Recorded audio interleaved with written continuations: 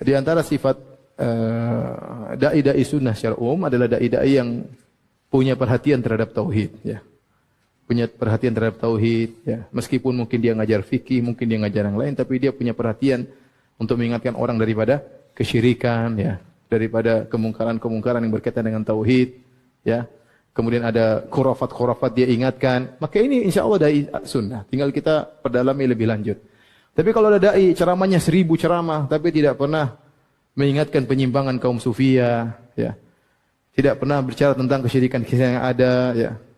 Dia bicaranya hanya akhlak. Kemana-mana dia puji orang, yang menyimpang pun dia puji, ya. Terus kapan nahi mungkarnya? Kapan nahi mungkarnya? Saya katakan ikhwan, antum lihat, tidak ada dai-dai seperti dai-dai di atas manhaj salaf yang begitu perhatian terhadap apa? Masalah tauhid. Kalau kita sebagai dai, kita harus kasihan kepada umat Islam ini. Bagaimana bentuk kasihan kita kepada umat Islam? Menjelaskan kepada mereka yang hak itu hak, yang batil itu batil, yang tauhid tauhid, yang syirik syirik, yang sunnah sunnah, yang bid'ah bid'ah. Jelaskan. Yang ma'ruf, yang mungkar, jelaskan kepada umat sehingga umat jelas. Dia berada di atas basirah, di atas ilmu dan keyakinan di beragama. Ketika nggak dijelaskan, ini ustadz ini menyembunyikan ilmu atau tidak? Bukan ilmu, dan berat ancamannya menyembunyikan ilmu. Justru kalau kita sayang kepada umat, jelaskan kepada umat semuanya.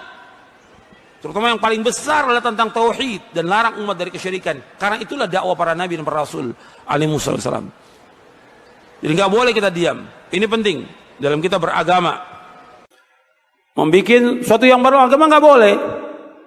Bikin kelompok, bikin firqah, bikin ajaran. Seperti ajaran tarekat, ajaran tasawuf. Islam nggak pernah mengajarkan. Nabi nggak pernah mengajarkan. Kemudian dibagi lagi. Ini ada tarekat, ada syariat, ada hakikat, ada ma'rifat. Nggak ada dari Nabi SAW. Nggak ada dari sahabat. Ini sesuatu yang muhdats, yang baru dalam agama, yang Nabi nggak contohkan. Nggak ada tarekat, syariat, hakikat, ma'rifat.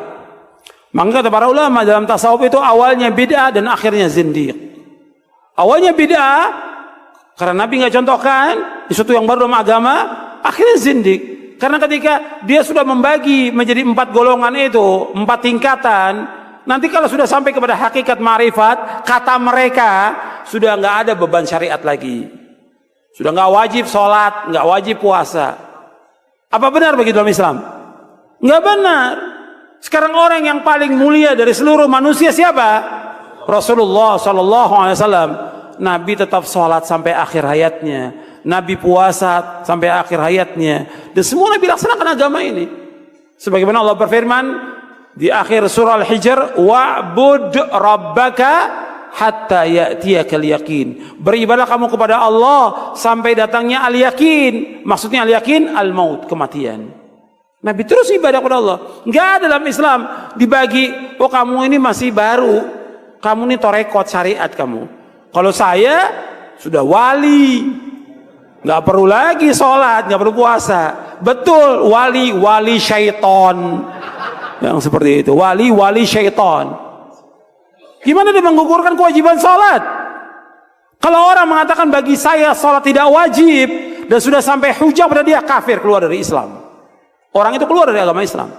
Kalau dia mengatakan bahwa puasa Ramadan nggak wajib bagi saya karena saya sudah mencapai derajat wali, kafir, keluar dari Islam. Kalau sudah sampai hujah pada dia. Ini sepakat para ulama tentang masalah ini. Dan mereka lagi bagi nanti tentang hakikat dan syariat dan yang lainnya mereka bagi, dan nanti juga saya bahas di buku ini. Nggak ada. Makanya Al-Hafidz Ibnu Katsir ketika menjelaskan ayat ini, al-yawma akmaltu lakum dinakum wa atmamtu alaikum ni'mati wa raditu lakum al-islam madina. Kata Al-Hafidz Ibnu Katsir yang ringkasnya, tidak ada agama kecuali agama yang dibawa oleh Nabi Muhammad SAW. Tidak ada tarekat kecuali tarekat yang dibawa oleh Nabi Muhammad SAW. Tidak ada syariat kecuali syariat yang dibawa oleh Nabi Muhammad SAW. Anda bisa lihat dalam tafsir Ibnu Katsir tentang ayat ini. Al-yawma akmaltu lakum dinakum wa atmamtu alaikum ni'mati wa raditu lakum al-islam madina. Enggak boleh orang bikin sesuatu yang baru dalam agama ini. Yang tujuan mereka untuk mencapai kepada Allah tidak bisa sampai kepada Allah. semua firqah, semua golongan, semua yang baru yang dibuat oleh manusia tidak akan sampai kepada Allah kecuali dengan apa yang dilaksanakan Rasulullah SAW dan para sahabatnya baru akan sampai kepada Allah Taala. Itu penjelasan para ulama. Harus jelas dan tegas disampaikan kepada umat ini supaya umat tidak sesat. Umat ini harus jelas karena agama Islam agama yang jelas. Maka akidah salaf ini, akidah Ahlussunnah, akidah yang jelas gamblang. Anda bisa lihat karakteristiknya, jelas gamblang. Enggak sembunyi. Kita harus jelaskan. Kalau kita sayang kepada umat, jelaskan semuanya. Yang hak-hak, yang batil-batil, yang sesat-sesat kita jelaskan. Yang benar-benar, yang sesat-sesat kita jelaskan. Yang tauhid-tauhid, yang syirik kita jelaskan. Yang sunnah-sunnah, yang bid'ah-bid'ah kita jelaskan. Baru umatnya akan tahu, dia akan berjalan di atas siratal mustaqim. Kalau tidak, seperti yang kita lihat sekarang ini. Umat gak tahu dibawa kemana. Oleh kiainya, oleh ustadznya gak tahu. Saya cuma ngikut aja gak tahu. Dan mereka harus belajar tentang agama ini supaya mereka tidak disesatkan oleh para tokoh. Harus belajar agama.